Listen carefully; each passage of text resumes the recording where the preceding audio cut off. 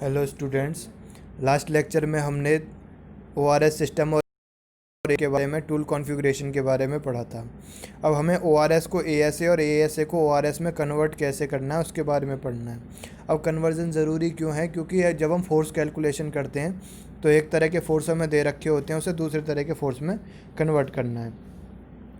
To understand the actual tool geometry in any system of choice or convenience from the geometry of tool expressed in any other system, to derive the benefits of various system of tool designation as and when required, to communication of same tool geometry between people following the different tool designation system.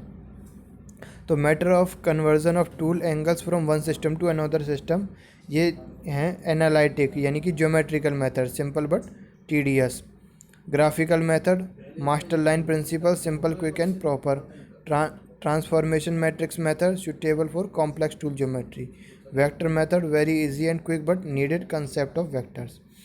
तो conversion of tool angle by graphical method.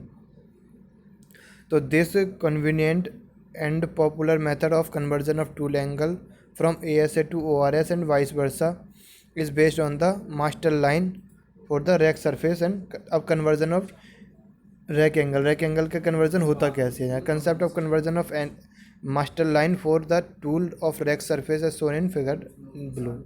तो यहाँ पे हम क्या करते हैं, दोनों तरह के सिस्टम बनाते हैं, उसे बीच में से एक लाइन बनाते हैं, जैसे कि ये जो डार्क लाइन आपको दिख रही है मास्टर लाइन।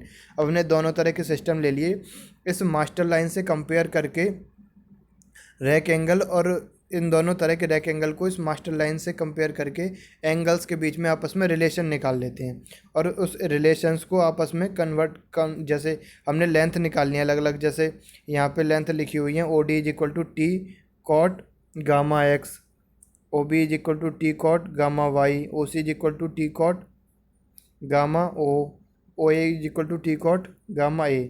अब देखो जो जहाँ पे लैम्डा और गामा ओ हैं ये हैं ऑर्थोग्राफिक एंगल्स, जहाँ पे गामा एक्स और गामा वाई हैं वो हैं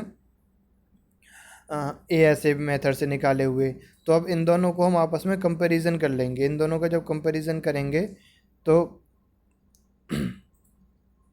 gamma O and alpha in O R S बराबर F gamma X and Y of ASA system.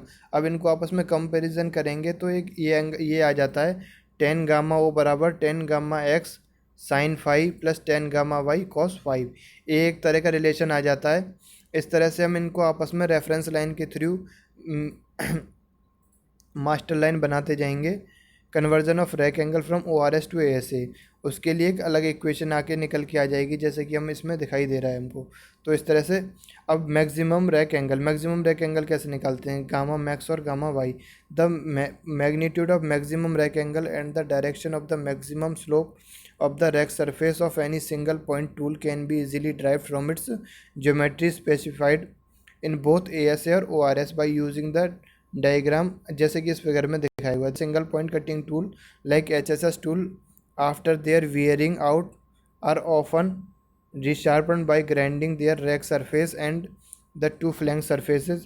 The rack face can be equally and correctly ground by using the value of gamma max and the orientation angle phi y. The determination of gamma m and phi y from the tool geometry specified as a system, इसमें O B D जो length है वो बराबर है half O B into O D बराबर half B D into O M, क्योंकि B D बराबर है ओ बी के और ओ एम बराबर है ओ डी के। तो अब जब इन दोनों को हाफ को निकालेंगे तो पाइथागोरस थ्योरम लगा के अगर हम निकालते हैं तो O B square plus O D square into O M, B D बराबर है O B square, B D square is equal to है O B square plus O D square.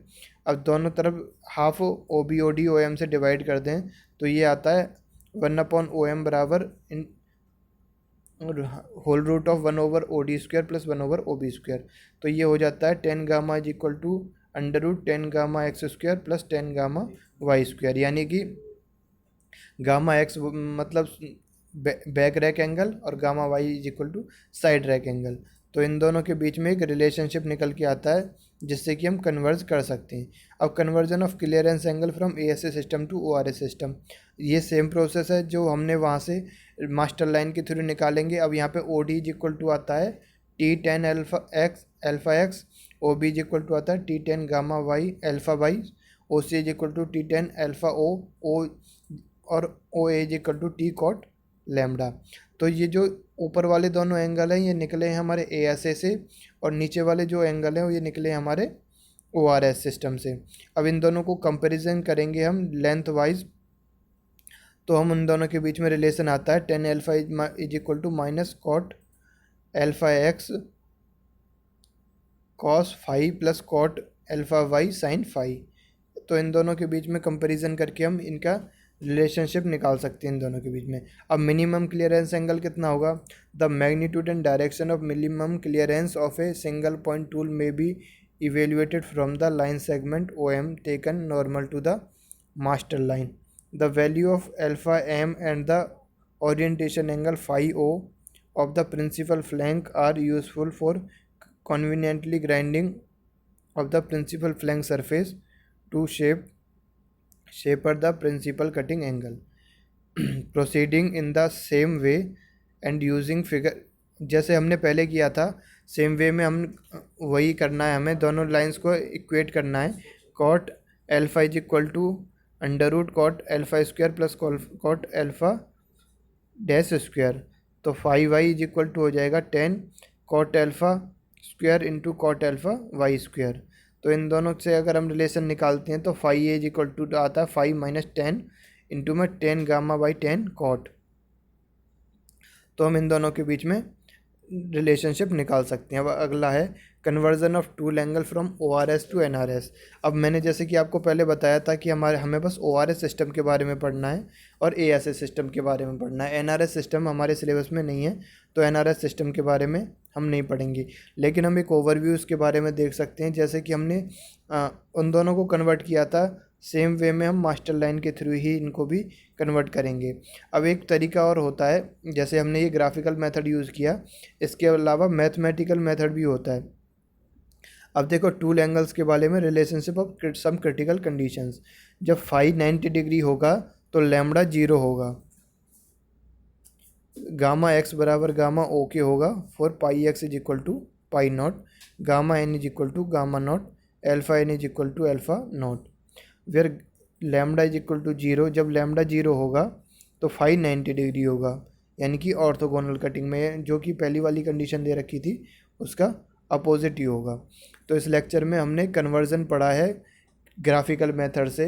इसमें हम एक मास्टर लाइन लेते हैं जिसके थ्रू हम सभी एंगल्स के बीच की डिस्टेंस मेज़र करते हैं और उनको कंपेयर करते हैं एक दूसरे के इक्विवेलेंट रख के। इस तरह से हम दोनों एंगल्स के बीच में रिलेशनशिप निकालते हैं इक्वेट रख के कि कैसे एक एंगल को दूसरे एंगल में कन्वर्ट किया जा सकता है। और हमारे सिलेबस में सिर्फ 2 ही सिस्टम है, एएसए सिस्टम और ओआरएस सिस्टम, इसलिए हमें उन दोनों के कन्वर्जन के बारे में ही पढ़ना है। नेक्स्ट लेक्चर में जो हम पढ़ेंगे वो हम पढ़ेंगे टूल चिप फॉर्मेशन के बारे में। चिप किस तरह से फॉर्मेशन होती है, किस तरह का होती है, कैसे कैसे वो फोर्स अप्लाई करती है टूल पे। फोर्स अप्लाइड जो होते हैं, अभी मैं ये डायग्राम के थ्रू आपको समझाता हूँ। जैसे कि इस डायग्राम में दे रखा है, जिस डायरेक्शन में टूल मोशन कर रहा है उस डायरेक्शन में जो फोर्स लगता है उसे बोलते हैं ड्रिफ्ट फोर्स, और एक फोर्स जो लगता है वो इसके पैरेलल डायरेक्शन में लगेगा। इन दोनों फोर्सेस का एक रिजल्टेंट फोर्स निकलेगा जो कि रैक एंगल और क्लियरेंस एंगल से हम उसका रिजल्टेंट एंगल निकाल सकते हैं, किस डायरेक्शन में वो फोर्स लगेगा। उन दोनों को हम इक्वेट करेंगे और उसके बाद हम जो अलग अलग फोर्सेस लगेंगे उनकी कैलकुलेशन के बारे में स्टडी करेंगे। तो अभी आज के लेक्चर में इतना ही, बाकी आगे पढ़ेंगे। Thank you.